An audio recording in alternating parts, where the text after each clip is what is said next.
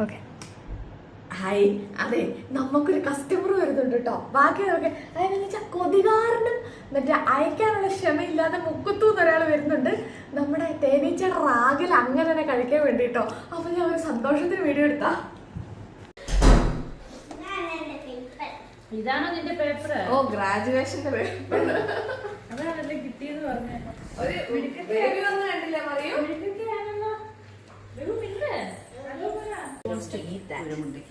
അതാ നിങ്ങളെ ഞാൻ മറന്നുപോയി. എനിക്കിഷ്ടാണോ?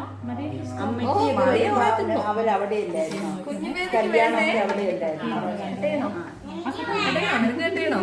ഇപ്പൊ തിന്നാനോ? ഞാൻ കട്ടേട്ടെ.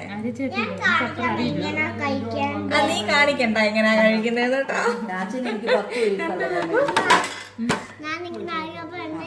10 വയസ്സുള്ള 45 കൊല്ലായി. അത് കട്ട് ചെയ്തിട്ട് നമുക്ക് കഴിക്കണം. ഞാനായിരുന്നു ഏറ്റവും ഇളയത്. ഹണിയാ ഇത് നമുക്ക് കുപ്പിയിലിടുമ്പോ പിന്നെ നമുക്ക് മുറിച്ചിട്ടല്ലേ കൊടുക്കാൻ പറ്റുള്ളൂ. ചെറിയാച്ചൻ മരിച്ചുപോയി. ചെറിയാച്ചാൻ അവസാനമായപ്പോ ഇത് കണ്ടോ കുഞ്ഞു ഞാൻ ഓർക്കുന്നില്ല. ഞാൻ എന്നിട്ട് അത് ഇടക്കല്ലേ കേട്ടോ. ഇത് ഇട്ട് കൊടുത്തു. ജ്യൂസ് കഴിയുമ്പോ തുപ്പി കളയണേ. അപ്പൊ ഞാൻ ഇവർക്കും കൊണ്ടുപോകാൻ വേണ്ടി കൊണ്ടുപോയി. ഇവർക്കും കൊണ്ടേ കൊടുത്തിട്ടുണ്ടെന്ന് പറഞ്ഞു. പിന്നെ കൂട്ട് ഇറച്ചി കൊച്ചക്കിറക്കരുതേ.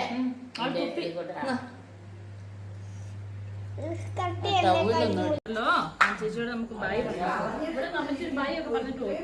ചേച്ചിയുടെ ബായ് പറഞ്ഞിട്ട് പോകും. ഇതേപോലെ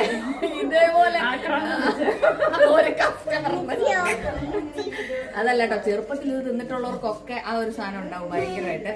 പക്ഷെ ഇപ്പത്തെ ജനറേഷനിൽ നമുക്ക് നേരെ ഇവിടെ കിട്ടുന്നതെന്ന് പോലും വലിയ ധാരണ.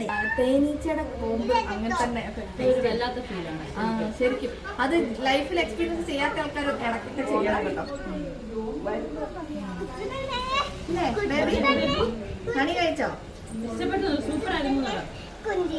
സൂപ്പർ